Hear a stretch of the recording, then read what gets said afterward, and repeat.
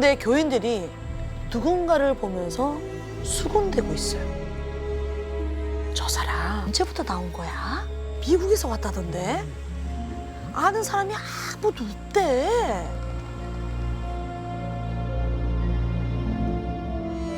교인들의 관심을 한몸에 받는 이 사람, 바로 이 이야기의 주인공 김여인입니다. 이 김여인은 20살짜리 아들 그리고 18살짜리 딸을 데리고 하늘에서 정말 뚝 떨어진 것처럼 어느 날 갑자기 나타난 사람이었습니다. 그런데 이 김여인의 아들, 딸들이 성격이 너무너무 좋은 거예요.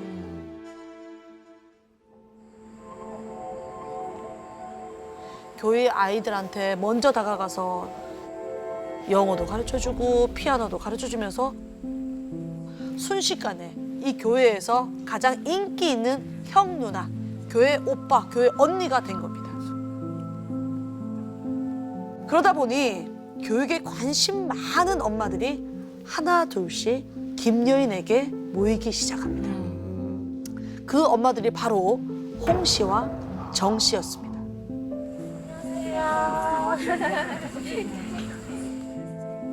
미국에서 오셨다면서요? 거긴 애들 키우기 어때요? 아, 유학에 관심 있으시구나. 저는 유학을 생각하고 있는데 독일을 추천해요. 거기 가면 대학까지 무상교육 있고 알고 계시죠? 세상에, 그런 건 다 어떻게 하세요? 저도 저희 애들 독일로 유학 보내려고 알아보던 중이었거든요. 그 순간 정 씨와 홍 씨의 눈빛이 반짝이기 시작합니다. 동생들도 그 독일 유학 한번 생각 한번 해봐. 김여인의 현란한 말솜씨에 홀린 홍 씨와 정 씨, 마음이 슬슬 흔들립니다. 사실 가고 싶은 마음은 굴뚝이죠. 근데 아는 사람 하나도 없는 독일에서 어떻게 먹고 살아요? 아휴, 내가 그 낯선 미국 땅에서 10년 넘게 버틴 사람이야. 안 그래도 독일 가면 거기 가서 호텔 운영하면서 1층에는 한식집 차리려고 현지에 사업비자 차려줄 그 변호사도 내가 다 구해놨어. 어우, 많이 넓으네. 그리고 김여인은 홍 씨랑 그 정 씨에게 뭔가를 슬쩍 보여줘요.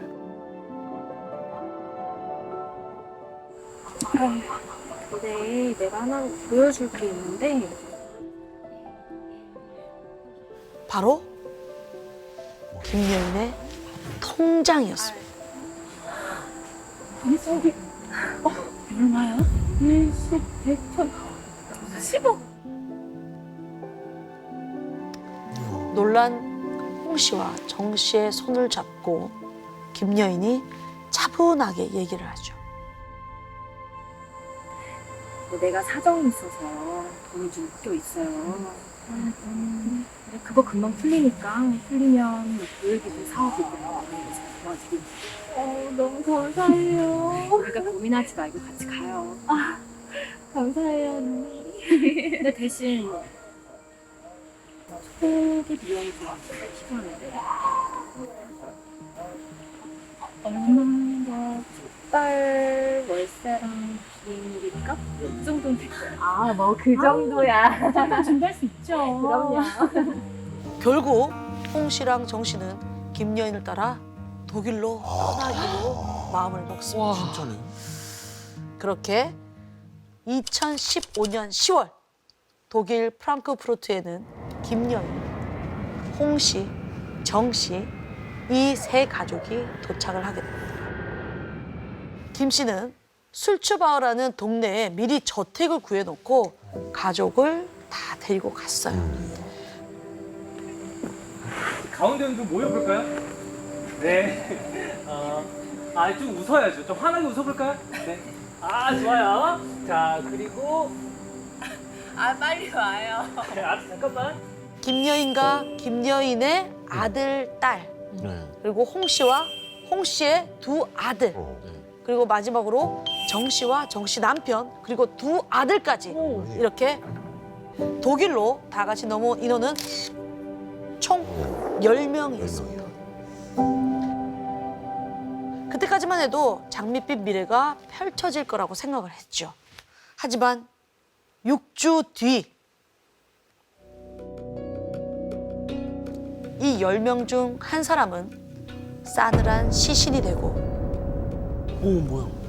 그리고 한 사람은 살인자가 야, 한 달 반 만에. 오. 대체 그 6주간 이 세 가족에게 무슨 일이 있었던 걸까요? 독일에 도착하고 일주일이 지났을 무렵 김여인이 집에 와서 이런 얘기를 하는 거예요. 이웃 사람이 그러던데 예전에 누가 우리 집 지하실에서 목을 맸었나 봐.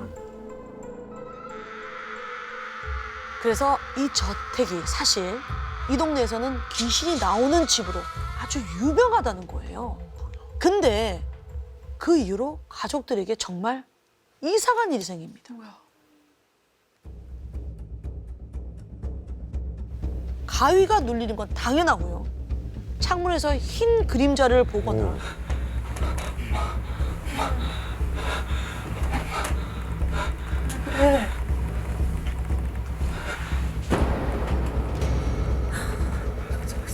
저게 뭐야? 너도 나도 벽에서 핏물이 흘러내리는 현상을 봤다는 겁니다. 그 후로 비극이 시작됩니다.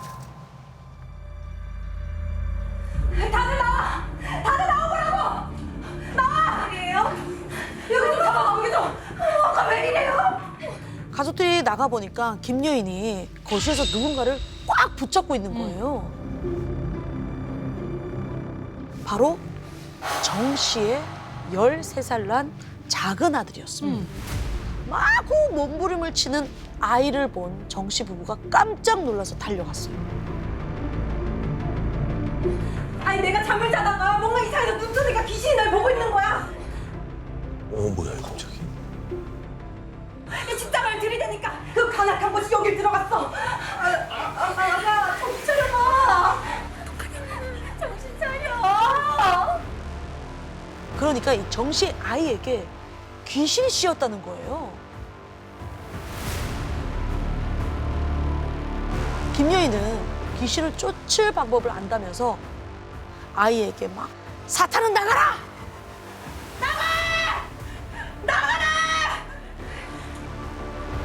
하지만 김여인의 지시대로 퇴마를 하겠다며 소금을 뿌리고 온 가족이 돌아가며 아이의 등을 때렸는데도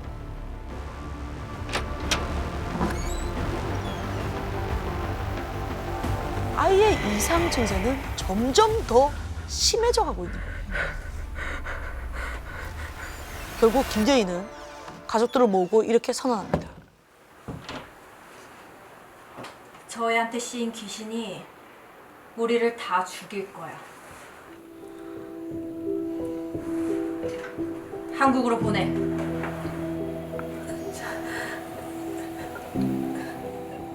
네 언니. 언니 말씀 다 따를게요. 우리 아이만 좀 살려주세요. 결국 정 씨는 작은 아들을 한국으로 보내게 됩니다. 다음 날 김여인은 아이의 아빠이자 정 씨의 남편을 불러냈어요. 자네 아이를 한국으로 보내긴 했지만 영 불안해. 그러니까 자네가 한국으로 가서 아이를 위해서 특별 기도를 좀 해줘야겠어. 내가 키우던 고양이가 아주 영물이거든. 걔를 찾아서 같이 기도해. 그러지 않으면 당신 아내고 아들이고 다 죽을 거야. 아이가 귀신이 씌인 것을 보고 겁을 먹은 정 씨의 남편 역시 김여인의 말을 따라 한국으로 돌아갑니다. 하지만 사건이 또 터집니다. 귀신! 귀신이야! 귀신이 들렸어!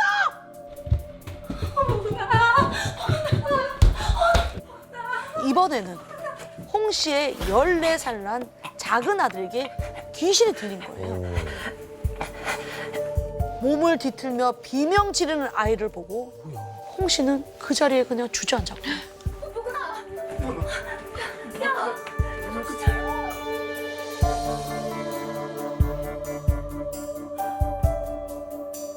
그 아이도 곧 한국으로 돌려보내지게 됩니다. 이제 술츠바오의 집에 남은 인원은 7명이 되었습니다. 하지만 이럴수록 김여인은 이겨내야 한다면서 가족들과 소리 지르면서 기도를 했죠.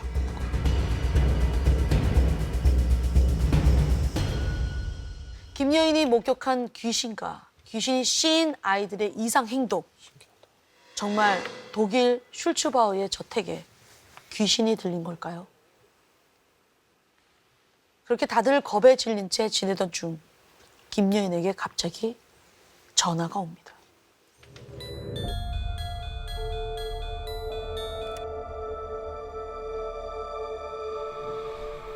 네? 나가라고요? 아니, 전이랑 말이 다르잖아요.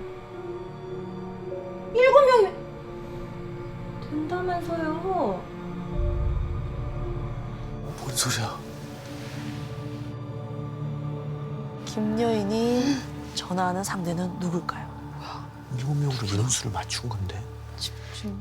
이 집을 구해준 부동산 중개인이었습니다. 왜? 그렇습니다. 이 귀신 소동기에는 숨겨진 이야기가 있었어요. 사실 김여인이 독일에 집을 구할 때 중개인에게 같이 살 인원이 7명이라고 얘기를 했던 겁니다. 네네. 하지만 실제로는 그보다 3명이나 많은 10명이 왔으니까 부동산 중개인이 계약 위반이라고 항의를 한 거죠. 그래서 김여인은 그간 집에 귀신이 나타났다. 귀신이 쓰였다면서 쇼예요. 정 씨와 홍 씨의 아이들을 내쫓아서 아하. 인원을 줄이려고 했던 거예요. 와, 주작이었어. 하지만 그렇게 억지로 인원을 7명으로 줄였는데도 부동산 중개인이 집에서 나가라고 요구를 한 거죠. 왜 그래? 심지어 김여인이 집 문제로 골머리를 앓는 와중에 이제 가족 중에서도 김여인을 의심하는 사람이 생기기 시작합니다. 특히 홍 씨는 지금까지 돈을 가장 많이 냈기 때문에 사실을 알면 가만히 있지 않을 게 분명했습니다. 등골이 서늘해진 김여인. 홍 씨에게 달려가 너지? 이제 보니까 네가 귀신을 불렀구나. 이게 문제야 이게. 그렇습니다. 이제 김여인의 다음 제거 대상은 홍 씨가 야야야. 그날 이후 김여인은 홍 씨의 핸드폰을 빼앗아서 연락을 차단한 건 물론 홍 씨가 잠을 자지 못하도록 때리고 꼬집고 온종일 그냥 몽롱하게 만들었어요. 그렇게 홍 씨의 정신을 꺾어놓은 김여인은 마침내 이렇게 명령을 합니다.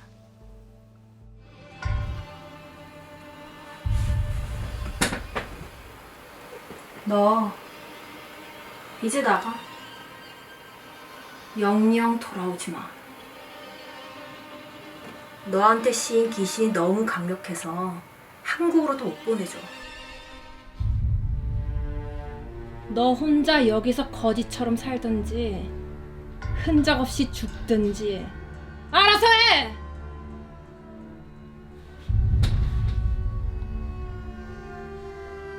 와 이거. 결국 홍 씨는 김여인에게 떠밀려서 차디찬 거리로 쫓겨납니다. 그냥 심지어 얼어붙을 것처럼 추운 12월 거기 엄청 추운. 한겨울이었지만 김여인은 신경 쓰지 않았어요. 그리고 귀신 나오는 집에선 더 이상 살 수 없다면서 남은 가족들을 끌고 슬츠바우의 집을 떠나게 됩니다. 이제 남은 건 김여인, 김여인의 딸 아들, 홍 씨의 큰아들, 정 씨, 정 씨의 큰아들 이렇게 6명. 술츠바우 집을 떠난 6사람은 과연 어떻게 됐을까요? 어디로 갔어요? 그 결말은 정말 참혹했습니다. 2015년 12월 5일 8시.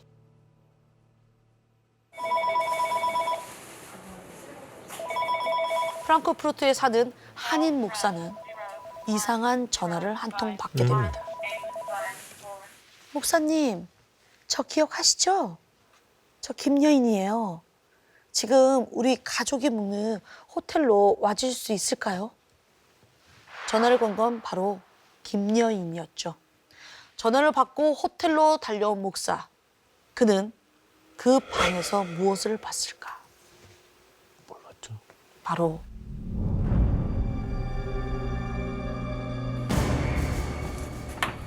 어두컴컴한 호텔 방 안에 무릎을 꿇고 둘러앉아 웅얼웅얼 기도하던 김여인과 4명의 아이들이었습니다. 그 가운데 얼굴을 수건으로 덮은 채 반듯하게 누운 이가 있었죠. 그건 바로 정 씨였습니다. 오. 정신도 어떻게 된 거야? 방 안에 들어온 목사에게 이런 말을 건네는데요. 오셨어요. 저희가 퇴마를 좀 했거든요. 뒤를 좀 부탁할게요.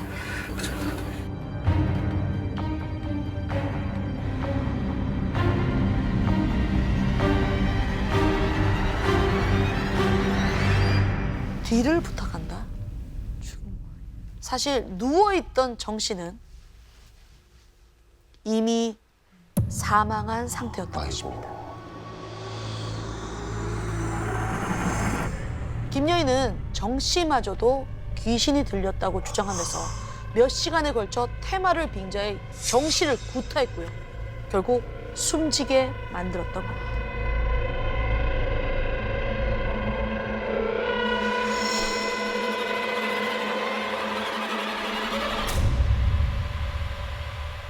결국 김여인의 폭주는 경찰에 체포되면서 막을 내리게 됩니다. 희망에 부풀어 독일로 떠났던 홍 씨와 정 씨. 이 두 가족에겐 씻을 수 없는 상처를 남긴 채로 말이죠.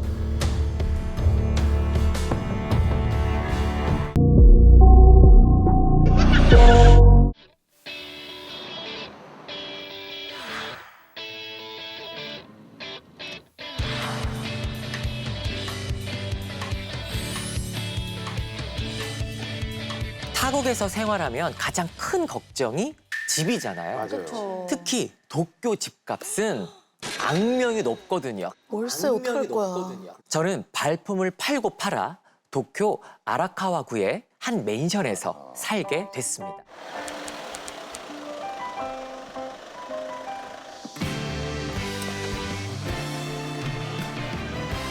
제가 살게 된 맨션은 1988년도에 지어진 구형 아파트였는데요. 투룸에 거실까지 있는 도쿄에서 찾기 힘든 좋은 컨디션의 집이었어요. 무엇보다 다른 집들에 비해 세가 저렴했습니다. 문제는 딱 하나. 에어컨 설치를 못하는 건물이라서요. 더울 때면 창문을 열고 지내야 했어요. 아, 도쿄 엄청 더운데. 한 달, 2달. 시간이 흐를수록 타국에서의 생활은 조금씩 익숙해졌지만요. 여전히 해결되지 않는 고민은 역시 언어였습니다. 전 귀라도 트이길 바라는 마음으로 집에선 늘 TV를 틀고 살았습니다. 도쿄 생활 5개월 차. 7월의 어느 일요일이었어요. 일요일 밤 10시엔 오시이즘이라는 일본의 유명한 예능 프로그램을 봤는데요. 스타들이 나와서 자신의 비하인드 이야기를 털어놓는 심야 토크쇼였죠. 예능 보면서 언어 많이 배워요. 그날은 일본에서 인기가 많은 아이돌 그룹이 나왔습니다. 전 귀를 쫑긋 열고 프로그램을 보고 있었죠. 그런데 초인종 소리가 들렸습니다. 이 시간에 누구지? 밤 10시가 훌쩍 넘었는데 찾아올 사람이 없거든요. 그렇지. 유학생한테 뭐. 전 살짝 긴장한 채 현관으로 향했어요. 워낙 옛날 맨션이라 비디오 폰도 없어서요. 전 문에 난 작은 구멍, 도어 스코프로 밖을 내다봤습니다. 나 그거 무서워. 그런데 캄캄한 복도 말곤 아무것도 보이질 않는 거예요. 불안한 마음에 체인을 걸고 문을 살짝 열었더니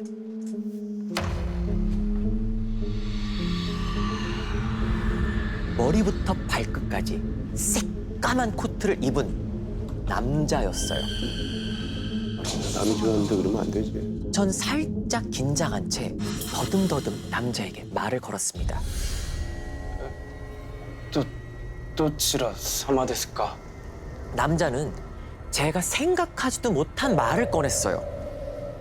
読売新聞いかがですか? 전 왠지 깨름직해서 結構です. 얼른 문을 닫았습니다.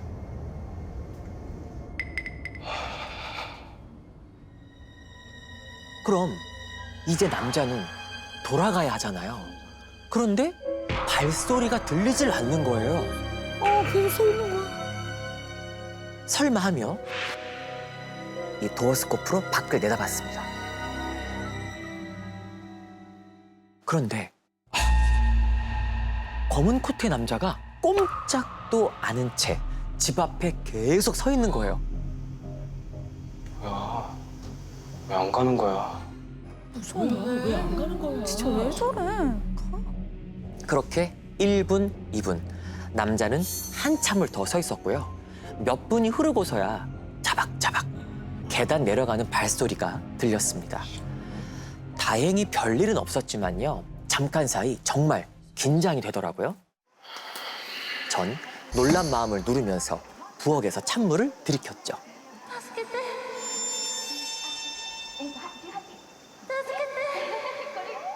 모든 말을 다 알아듣진 못했지만요. 타스케테, 이 말은 또렷이 알아들었어요. 도와달라, 살려달라고 할 때 쓰는 표현이거든요. 무슨 얘기 중인 거지? 갸웃대며 TV 앞으로 갔더니 출연진들이 곧 나올 신곡 앨범 홍보를 하고 있었어요. 도와주세요, 막 이렇게. 몇 분 뒤 프로그램은 끝났고요. 전 TV를 끄고 잠자리에 누웠습니다. 그리고 다시 무탈이 한 주가 흘렀습니다. 다시 찾아온 일요일 밤, 전 여느 때와 같이 오이즘을 보고 있었어요. 그런데 들렸다. 계속 들린다. 타스케테, 살려달라, 도와달라는 소리가 들리는 거예요. 지난주 일요일 밤에 들렸던 그 목소리로 말이죠. 에이, 내가 뭔가 잘못 들은 걸 거야. 솔직히 너무 무서웠지만요. 전 애써 스스로를 달래면서 TV를 끄고 방에 누웠습니다.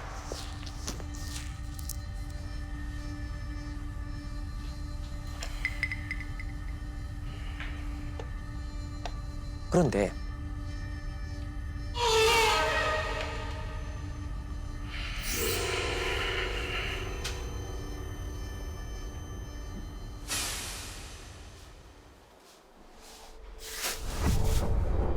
그때에 깜짝 놀라서 눈을 뜨는 순간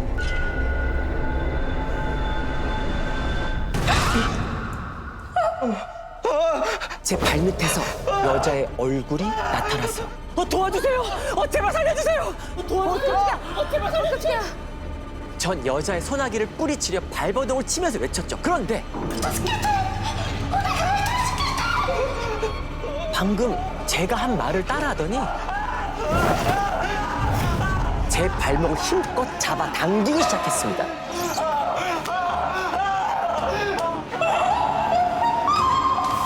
전 그렇게 발목을 잡힌 채 끌려다녔고 정신을 차려보니 다음날 아침 전 베란다 창문 앞에 누워 있었습니다. 꿈이 아니잖아. 발목을 이렇게 누가 손으로 이렇게 확 잡고 말도 안 돼. 그냥 꼬대자루 끌듯이 질질질질 이렇게 저를 발목 잡고 끌고 가더라고요. 아침에 일어나는데 그 뭐지 베란다 창에 방충망이나 데가 다리가 다 있고 방충망에 꿈이 발목에 아닌 보면은 거야 지금. 멍이 들어있더라고요. 이거 봐 진짜로. 계속 일주일에 몇 번씩 처음에는 방충망에 발이 닿는 정도였다가 어느 날부터 나와 있기도 하고 하니까 끌어내는 거 아니야 이제 결국. 진짜 미치겠네. 베란다 그 난간이 끌어내네. 내려가는 게 아닌가 무서웠죠. 아니야 이거 이사 가야 돼 이거. 무서운 일이 자꾸만 일어나니까요. 일부러 머리를 반대 방향으로 두고 자보기도 했고요. 방문을 꽁꽁 잠그고 자기도 했습니다. 하지만 아무 소용도 없었어요. 전 매일 밤 발목이 잡히는 꿈을 꿨고 분명 방에서 잠들었지만 매일 아침 베란다에서 잠을 깼죠. 상황은 하루하루 악화되어 갔는데요. 언제부턴가 눈을 뜨면 제가 매일 밤마다 끌려가는 저희 집 베란다에 끔찍한 악취와 함께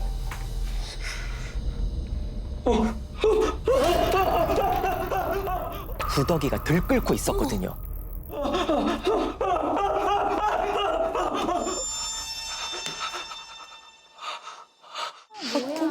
진짜로? 한국이면 당장 부모님 집으로 도망이라도 갔을 텐데요. 타국에서 갈 곳도 없는 전 미쳐버릴 것 같았죠. 그렇게 나흘쯤 지난 어느 밤 경찰이 저희 집을 찾아왔습니다. 어머. 경찰 제복 입으신 분들이 이렇게 오셔갖고 비상 사다리를 통해서 밑으로 내려가시겠다고 확인을 네, 그 시체가 있다. 아 시신이. 그 자기들끼리 하는 걸 제가 들었어요. 다음날이 월요일이었거든요. 그 학교 갔다 와서 언제부터 TV를 있었던 보니까 거야? 그 뉴스를 나오더라고요. 저희 집이 블러 처리돼갖고 약간 부패된지 밑에서. 뭐 일주일쯤 된 뭐 그런 식으로 나오더라고요. 그래서 그때 그게 도와달라는 소리를 내가 그런데 착각이 아니라 진짜 들은 거구나. 진짜 많이 그런 거네. 놀랬죠. 살면서 나한테도 이런 일이 일어나는구나. 진짜 사람 소리인가 그러면 귀신이 아니라? 저희 집 베란다에서 구더기가 들끓었던 것도 아랫집에서 부패하고 있던 사체 때문이었던 거예요. 제 나이 고작 20살. 아랫집에서 살인사건이 일어났다니 너무 무서웠어요. 전 결국 친구에게 같이 있어 달라고 부탁했고 친구는 흔쾌히 집으로 와줬죠. 그날 밤 저는 친구에게 지난 며칠간의 이야기를 들려줬습니다. 요미우리 신문 구독을 하란 남자가 찾아온 이야기부터요. 남자가 떠난 후 TV 소음 사이로 타스케테 여자의 목소리가 들렸던 것도 말했죠. 지금 생각해보니 이때 들은 목소린 어쩌면 아랫집에서 살해당한 여자가 외쳤던 소리였을 것 같다라는 추측도 했습니다. 어떡해. 나 잠깐 화장실 좀.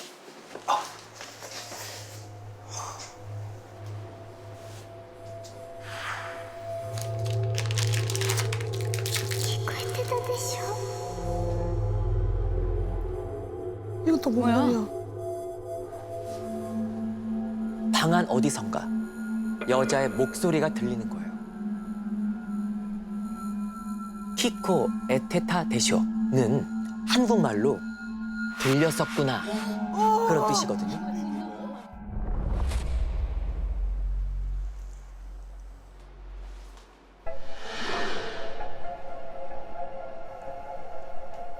뭐지? 어디서 날 지켜보는 건가?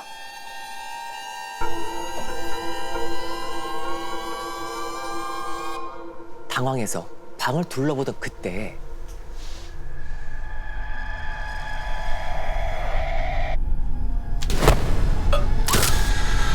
얼굴 앞에 새까만 생머리의 여자가 있었는데요.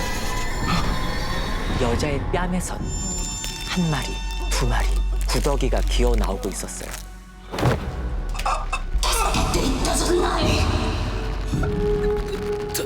다스케테.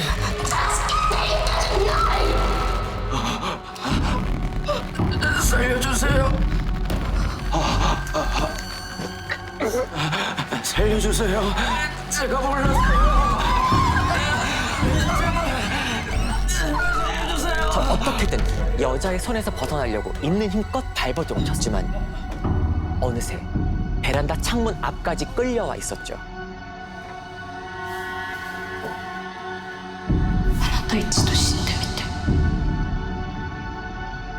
그때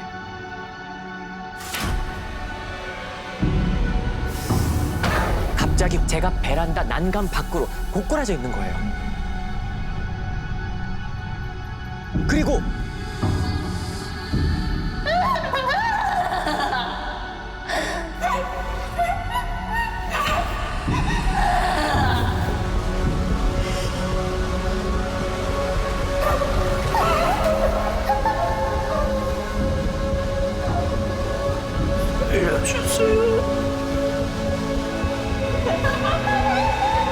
이대로라면 떨어져 죽겠구나 눈을 질끈 감던 그때 야, 안 돼! 야, 안 돼! 야, 정신 차려! 야, 한동준! 야, 정신 차려!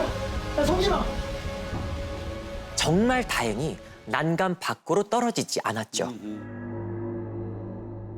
그 사이 여자는 사라지고 없었습니다. 친구는 제게 조금 전 상황을 이야기해줬어요. 제가 갑자기 뭔가에 붙잡힌 사람처럼 버둥거렸대요. 그리곤 제 발로 난간 밖으로 뛰어내리려고 했다는 거예요.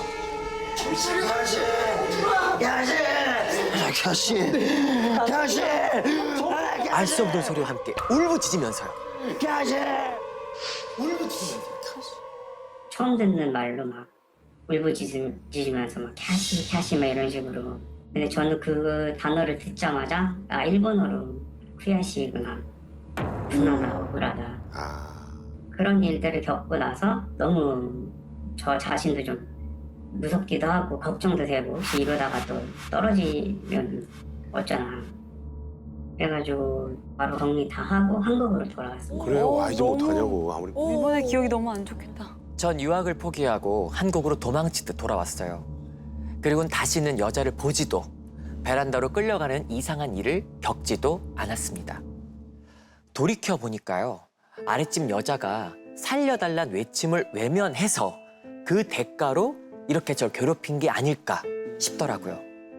부디 그분이 좋은 곳으로 가셨길 명복을 빌어드렸습니다.